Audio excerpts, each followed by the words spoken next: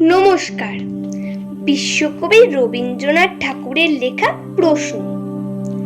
মাগো, আমার ছুটি দিতে বল। সকাল থেকে পড়েছি যে মেলা, এখন আমি তোমার ঘরে বসে করব শুধু পড়া পড়া খেলা। তুমি বলছো দুপুর এখন সবে, না যেন সত্যি হলো তাই। একদিনও কি দুপুর বেলা হলে বিকেল হলো মনে করতে নাই?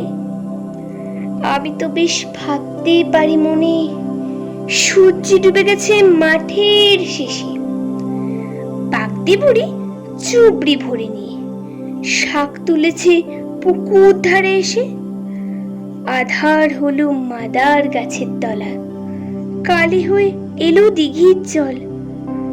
হাটের থেকে সবাই এলো ফিরে, মাঠের থেকে এলো চাষির দল। মনে কর না উঠলো সাজের তারা, মনে কর না সন্ধে হলো যেন।